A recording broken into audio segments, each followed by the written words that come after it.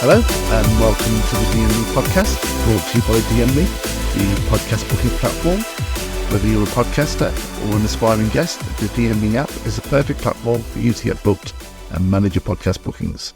I'm your host, Sukhay, the founder of DME, and on this podcast we'll be discussing the latest news and views in tech, the ins and outs of entrepreneurship, and even dipping our toes into the adrenaline-filled world of mixed martial arts. Today, I'm thrilled to be joined by Professor Stefan Wolff, a leading expert in international security and conflict management from the University of Birmingham.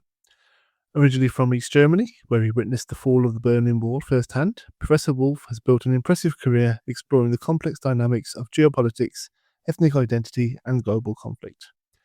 In this episode, we'll delve into his fascinating background, unpack the drivers of modern conflicts from Ukraine to the Middle East, and explore how identity, power, and international intervention shape the world today.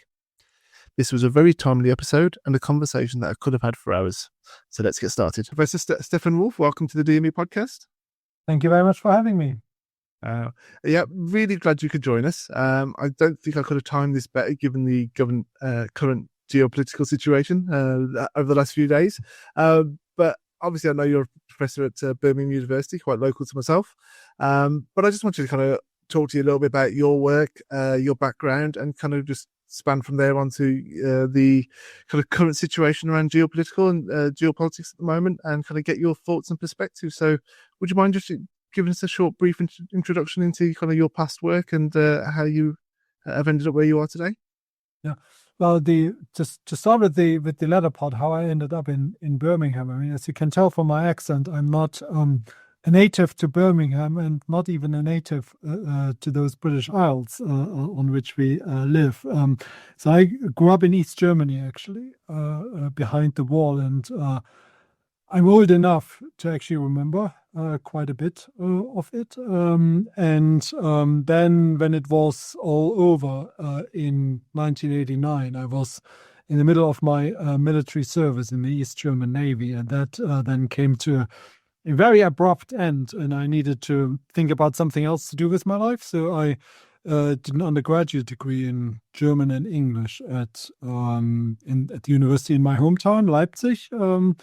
And part of that degree involved spending a year abroad. So I went to Manchester and studied at what had just become Manchester Metropolitan University, so the former Manchester Poly, in 92, 93. And that really got me hooked onto England. So 2 years later, when I was finished with my degree, I applied for a grant from the British Chevening Council.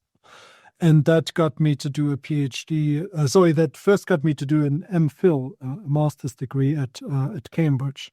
And then I did a PhD at the LSE, met my wife, got married, worked at Kiel University in the Midlands, then at Bath, at Nottingham, and I've been here at Birmingham since 2010. Awesome. Well, we're glad to have you. Leipzig lost his Birmingham's game, as they say. It's much better than Manchester as well, just to emphasise that point. So obviously you're a professor of international security and conflict management situations.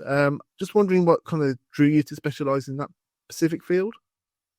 Well, there was a lot of, I think, accident involved in that. So I wrote my undergraduate dissertation about Northern Ireland. Then for many years focused more on terrorism than on conflict more generally. But then just before 2001, before 9/11, I decided, no, really, terrorism, there wasn't much of a future in that academically. So I became then more interested in sort of the identity aspects of conflict. To me, that was at the time when sort of obviously you had the agreement in Northern Ireland in 1998, you had the Kosovo war in 1999. So then I became much more interested in sort of these two aspects. On the one hand, sort of how does identity drive conflict in different parts of the world, but also how does the, let's call it, the international community actually handle that? So what are the options that you have So, I mean, humanitarian intervention was big at that time. So I became more interested also then in the international politics of what starts quite often as a really local conflict. And then as things developed sort of across the 2000s and then the 2010s, obviously sort of places like Ukraine became ever more important. The role of Russia as a, let's say, less than constructive actor in international affairs. Then you had the first Trump administration, 2016. You had, in the middle of all of that, you had Syria, Libya, and so on and so forth. So I mean, all of that then really got me hooked on this idea of geopolitics, which in many ways is sort of a very old-fashioned, almost 19th century way of looking at the world. But sadly, I mean, this seems to be very much what is driving certainly Trump, arguably Putin, and probably also President Xi of China. Yes, it's very interesting you mentioned the bit about ethnic identities and how people view themselves, because I'm a very casual fan of history, so I do love watching lots of history documentaries, not reading the book so much, because obviously that takes a lot longer, and I'm of a generation that's grown up with YouTube, unfortunately. But you hear lots of stories that have various ethnic groups that identify themselves, and they will trace back their lineage hundreds of years, if not thousands, if they can. And a lot of various groups claim to come from something great or greater before them, and that very much shapes their identities in the modern world. How does that kind of lead from there, from pride in oneself to kind of conflict in your experience? As we said, you've looked at conflicts in Iraq and Moldova and various other places. There must be a common theme and a common thread that links those conflicts. Absolutely. I mean, maybe the thing to start with is that there's nothing inevitable in having people with different identities live in relatively the same or the same place or in close proximity to each other. So, I mean, by different counts, we have probably 5,000 ethnic groups across the world. Now, I think last year, one of the big conflict trackers had something like 53 conflicts. Even if we assume that all of those have something to do with ethnic identity, that's a fraction of the conflicts that you could possibly have if there was something inevitable in the connection between having different identities and then leading to conflict. So that to one side, though, I mean, for me, this is almost always like a detective story. You need motive, means, and opportunity. And I mean, the motive very often is that people generally have grievances. Very often the grievances are real. Sometimes they are a bit exaggerated in terms of how real they are and maybe how much they matter. And you then very often get sort of usually leaders of one kind or another that, as sort of some of my colleagues would call it, they play the ethnic card. So you basically use ethnic identity as a power base, as a way to mobilize people around a cause that ultimately very often doesn't serve the people so much as it serves their leaders. So then you need an opportunity, and the opportunity is very often created by basically neglect. So people don't pay attention to the early signs of, tensions brewing. There is a risk to escalation.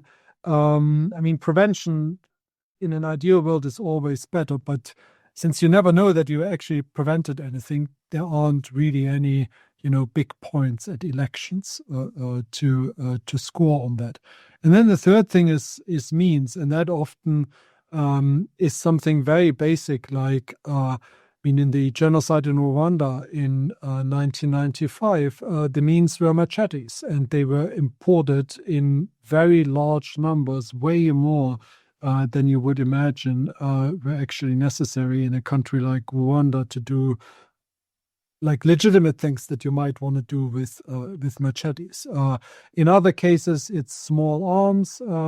In yet other cases, you have heavy equipment, massively increased defense budgets, and so on and so forth. So, in that sense, I mean, people need a reason to fight, but they also sort of need the opportunity in the sense that nobody constrains them in fighting, and they actually need the things to fight with. And that, I think, explains sort of the combination of these three things explains a lot of the actual violent conflicts that we have. And it also explains where one of those ingredients is missing, that people may not be happy. There may be lots of tensions. You may have the occasional riots, but it doesn't end up like the genocide in Rwanda or the civil war that we see in Sudan. So, okay, that's really interesting. Actually, I never thought of that. So, is taking away one of those three prerequisites a potential solution to kind of avoiding ethnic conflicts? Absolutely. I mean, so there's a lot of really good evidence that sort of the academic community has gathered that basically suggests. I mean, addressing grievances, and these grievances are usually some form of exclusion. That's definitely helpful. So whether that's political exclusion, where, say, just because you're a member of a particular ethnic or religious or linguistic group, you never have any access to,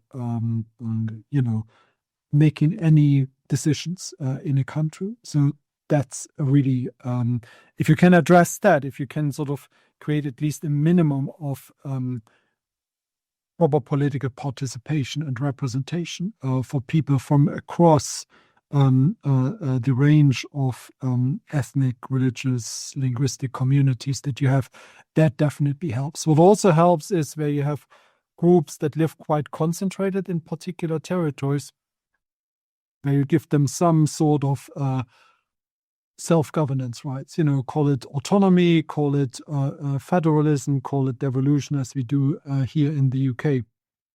And I mean, none of these things are perfect. They very often sort of bring problems of their own.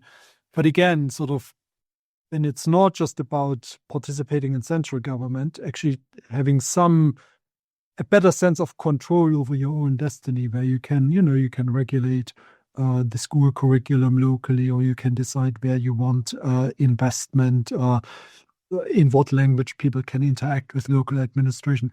So these things obviously help. The other thing then, sort of alongside political exclusion, very often is economic exclusion. So not having good economic opportunities, but also having visibly worse economic opportunities than people in a different community, that then additionally feels a sense of grievance, and it can very easily come to a point where people just can't take it anymore. And then if they have, guns or machetes or whatever it might be, that's then when sort of you get this combustible situation where then an election is contested, or it doesn't produce the outcome that you wanted, or there's election rigging, then these things can very quickly and nastily escalate.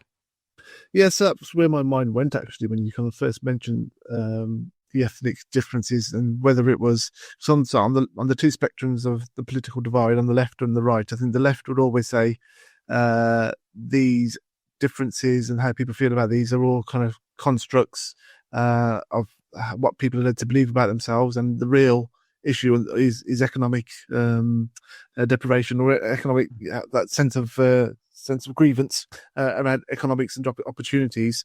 Maybe on the right it is actually, no, we are different and we can't live together, and that induces those conflicts. But around the world, obviously, we see lots of conflicts, and I see lots of the policies that you've talked about in action, my immediate mind went to kind of affirmative action policies in India, whereby I think it's a lot of the lower caste are elevated into positions of governance, be that in the court systems, legal systems, or in the financial systems, which, I don't know, from only as an outsider, but it seems to have worked, or those tensions, they never go away, but it seems to have had a positive impact if we just judge in India over the last 10, 15 years or so and how their current trajectory is. But do you see that working in other areas of the world in conflicts? Is that, is the international community still getting that wrong in some aspects and not implementing those affirmative action policies?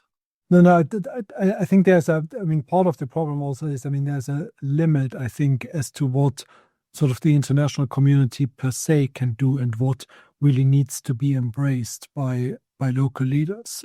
So, from that perspective, there's always a fine balance between, sort of how much can you take your own views of the world and then impose them through, say, a UN peacekeeping operation or something like that on a culture that is arguably very different and where you may not have the same sort of, in inverted commas, global, Western, Northern, white traditions of human rights, democracy, and so on and so forth. So I think one needs to sort of try to tread a really careful line here between making it appropriate for the specific context, so what can work in a particular context, without then necessarily sort of replicating some of the pathologies that either led to the conflict in the first place, or where,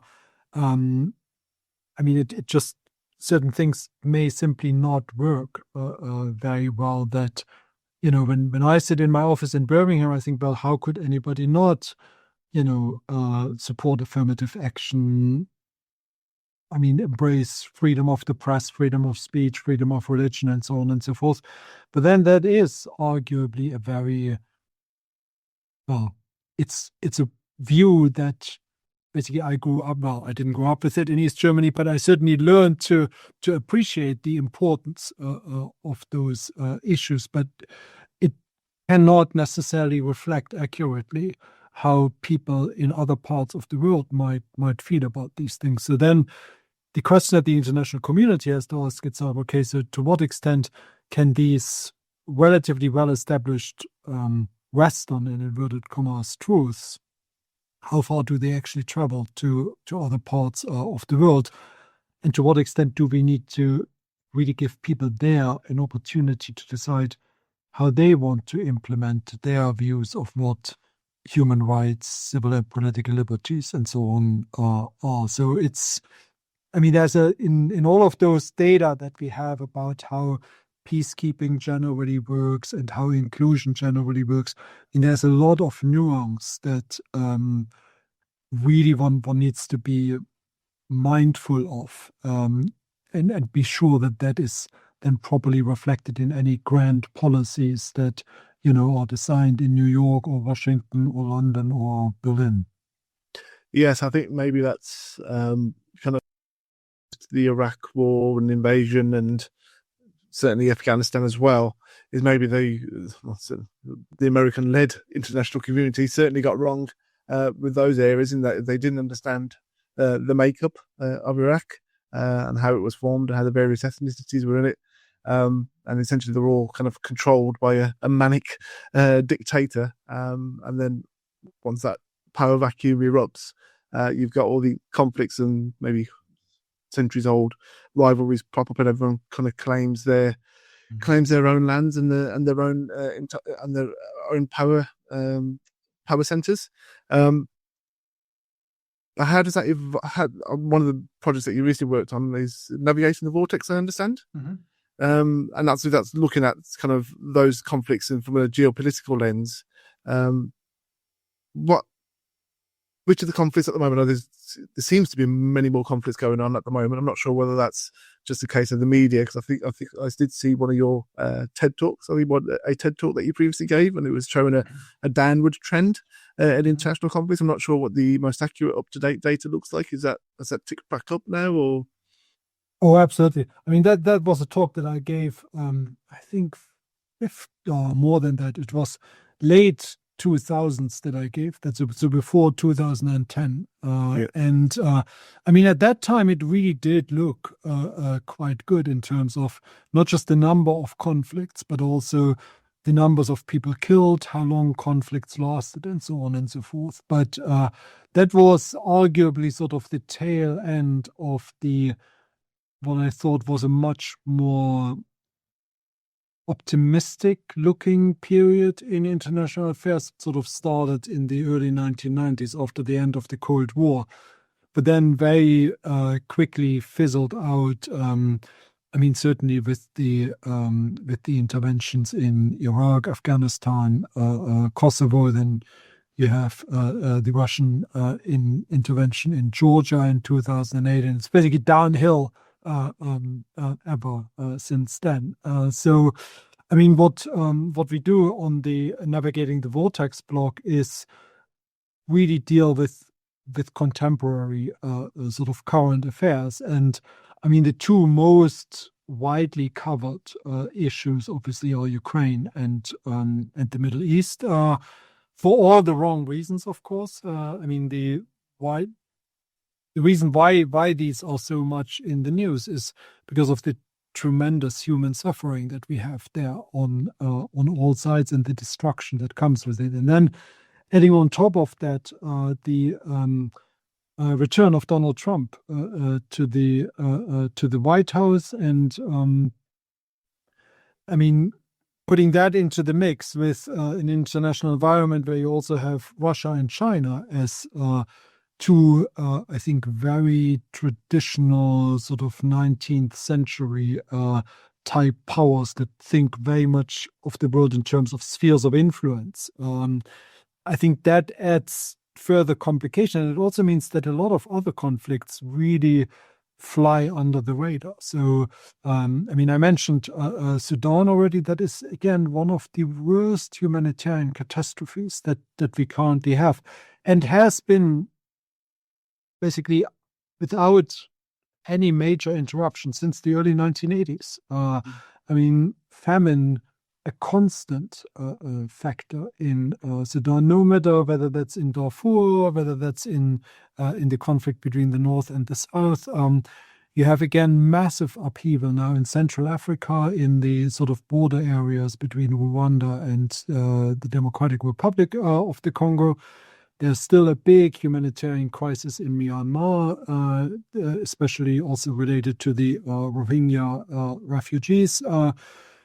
So, I mean, you name it. I mean, there is a lot of conflict going on, certainly much more than, let's say, 20 years ago. And I think that comes back to this sort of very combustible mix that you have, where sort of legitimate grievances that people have are exploited by all kinds of different actors, very often for their own purposes.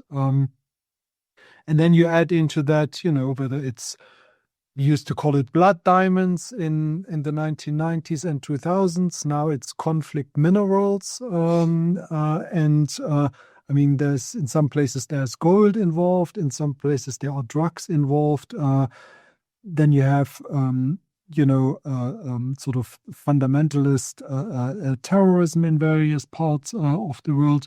So all of that creates these really messy situations where it's very difficult often to see any straightforward solution. So then these conflicts just perpetuate and proliferate, and people just throw their hands up and say, well, you deal with it. And then at some point, nobody's left to deal with it. Yeah, so it just got me thinking, going back to the kind of the Cold War, where you had these two massive powers, one in the West, one in the East, and they all had their vassal states dotted around the world. And I'm just got me thinking, do you need those? It's not ideal, obviously, but do you need those kind of superpowers? Particularly as to kind of calm down the local micro ethnic conflicts? Is the current uptick in conflicts we're seeing, is that as a result of the US kind of pulling back and becoming more non-interventionist and nationalistic, or maybe decline in Russia over the last 30 years since post-Soviet era, and maybe the rising powers of China. I think they're trying to gain influence. So are we seeing the superpowers battle it out, and then as they battle it out, the focus isn't on the smaller nations in the world, shall we say, and that's why the ethnic conflicts are rising? I'm not quite sure. Maybe it's just a theory I've just pulled out of the top of my head. No. I mean, there is certainly an argument that people would make that would say, well, really what we need stability first and foremost. And stability, I mean, in some parts of the world, I mean, like you had during the Cold War, I mean, certainly in the West, people benefited very much from the stability that, a strong transatlantic alliance provided, which actually made it possible that you could have stability alongside democracy and prosperity. Now, where I grew up in East Germany, you could have, there was stability provided by the presence of Soviet troops. There was, I would say, a reasonable level of prosperity. I mean, certainly compared to a lot of the other former Soviet satellites. I mean, in East Germany, I mean, people didn't freeze, they didn't go hungry. I mean, there were reasonable life prospects. I mean, nothing compared to what we had post 1991, but it wasn't. I mean, it wasn't a desperate situation. So, I mean, that to some extent you could make an argument worked reasonably well. What didn't really work well were all those other areas of the world where you had no clear superpower dominance. So, I mean, conflicts in Africa all the way through from the decolonization period till the late 1980s. And then after a brief interlude, massively erupting again once the Soviets actually pulled back. And then sort of you had new balances of power, and then conflicts re-erupted again.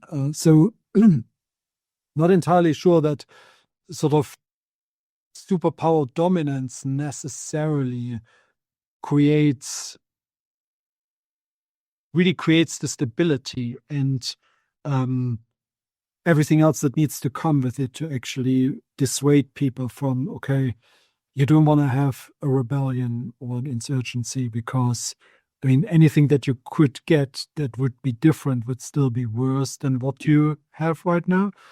So I think that makes the argument quite tricky. On the other hand, it's also not everything can necessarily be blamed on the superpowers. So, I mean, there are a lot of local dynamics at play often where I think supposedly weaker states can still force the hand of the superpowers as well. So, I mean, if you look at the relationship between Israel and the US, for example, I mean, certainly, but not only since what happened on October 7th, 2023, and the Israeli response to that. I mean, sometimes you wonder who is actually pressuring whom into doing what. So, I mean, if you look at the role that Hungary plays within the European Union at the moment, really making it difficult to get a united European view on how to deal with Russia. Again, I mean, sort of tells you something about also the limitations of like how far big powers can really push things. Yeah, so it got me thinking. Maybe it's not the superpowers that are the answer, but maybe the BRICS style of economic interests, self-aligned interests. So rather than being, it's a conglomeration of powers who you might have 3 or 4 competing forces. Obviously, you've got the BRICS nations, you've got the EU, and you've got the US big enough to kind of call their own tune. And then maybe in the Middle East, the big power there that kind of never seems to wield it, or wields it very quietly, it's kind of Saudi Arabia.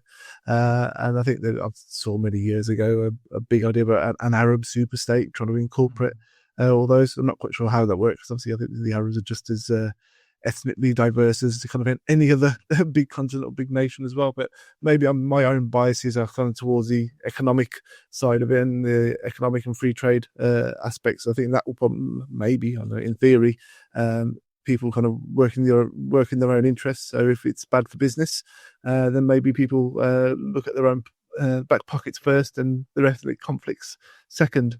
So maybe that's a potential route forward. But given all the current crises you see in the world, you mentioned many of them. How do we see the path forward from your perspective? Maybe start with Ukraine and Russia at the moment. What obviously we had the infamous press conference a few days ago with Trump and JD Vance and Zelensky, and the reaction to that is certainly from the European leaders. How do you think this plays out over the next few days or weeks? Oh yes. Yes. I mean, hopefully not. I think over the next few days and weeks, the way it will play out is that I think we will see a few more quite concrete commitments from European states, both to increase their own defense spending, but also how Europe could sort of offer some reasonable degree of security guarantees to Ukraine after a ceasefire with Russia. So, I mean, we've seen over the weekend the EU defense, the European Defense Summit. Some EU, the UK, Norway, the Canadians showed up, some of the European institutions, the NATO Secretary General. So I think there's what we now again call coalitions of the willing, very infamous sort of memories here to the war in Iraq. But I mean, that seems what is happening now, that there are a number of European states across these different sort of transatlantic NATO, EU, non-EU international organizations, multilateral formats that come together and will basically finally, hopefully, put their money where their mouth is. So I think that is sort of the short term. I think the longer term is going to be much more interesting in the sense of whether we will actually see sort of more of an American retreat to the Western Hemisphere and what that might entail, whether that's the US taking back, in inverted commas, the Panama Canal and maybe annexing Greenland. And then sort of you have a Eurasian area dominated by Russia and China. And then somewhere Europe needs to fit into that as well. So, I mean, that could potentially lead to some stability if there's a clear understanding of sort of what the boundaries are. But that, again, is very difficult to see. For example, if you look at the relationship between China and the US, I mean, if the China hawks in the Trump administration get their way, then the US pulls back from Europe, probably from the Middle East, and really focuses everything on competition with China in the Indo-Pacific. Now, that's not going to lead to greater stability. By the same token, I really don't think that Putin is necessarily done with rebuilding some sort of empire that sort of he thought or he thinks was lost in 1989 when sort of the Soviet Union began to crumble. So I think from that perspective, the idea of sort of a few big powers making the decision similar to what happened maybe during the Concert of Europe on the continent, the first half of the 19th century.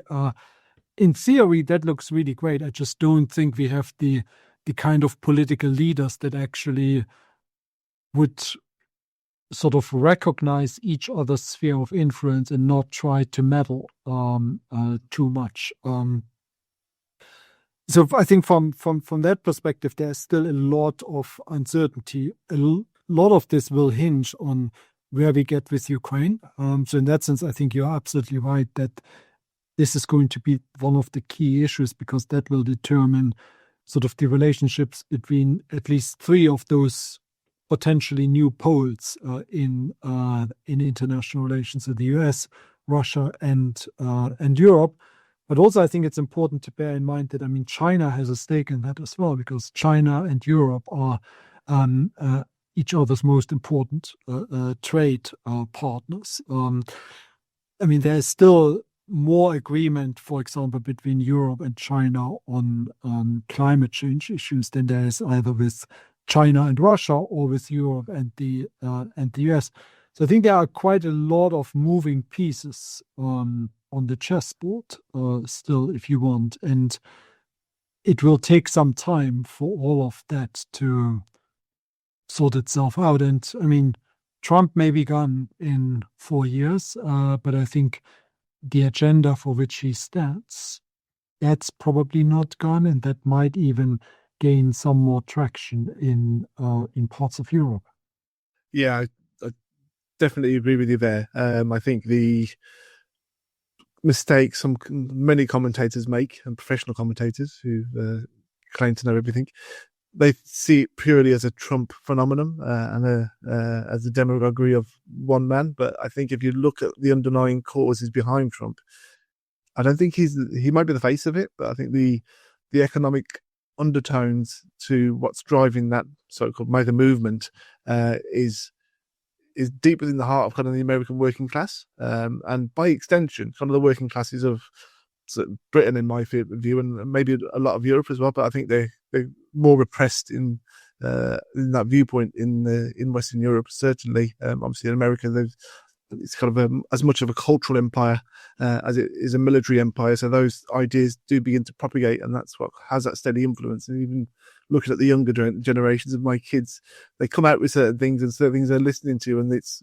lots of things are very tongue in cheek. And it's like, oh, I wouldn't expect, like during COVID, for example, you wouldn't expect those kind of jokes to be coming out of kids who are like in their early teens. But then to start making references to certain jokes, it's like, oh, okay, that's kind of acceptable at your age now. Whereas the generation above them, there's certain jokes he would never make. And that's that cultural shift happening. And it's at the micro level, but it's reflected what's happening at the geopolitical level as well. Well, I've taken up enough of your time, Stefan. I really could speak to you for hours, I think, on these subjects. But if our listeners wanted to discover a little bit more about your work, where would they kind of find that? Would that be the Navigating the Vortex blog? I think that's the best place where I sort of put all my very narrow views of the world, which I have to admit they are coming from an old white man living in the global north. But yeah, I mean, if people sort of want to engage with that particular take on international affairs, then absolutely navigatingthevortex.com is the place to go. We post usually once or twice a week. Both there's a written version of it and then an AI voice generated one, usually sort of 5 to 6 minutes to give you an update on, shouting matches in the White House, European defense summits, crisis in the Middle East. Take your pick. That sounds amazing. Well, I'll definitely be subscribing, and I'll also we'll put that in the episode notes as well. But Professor Stefan Wolff, thank you very much for your time.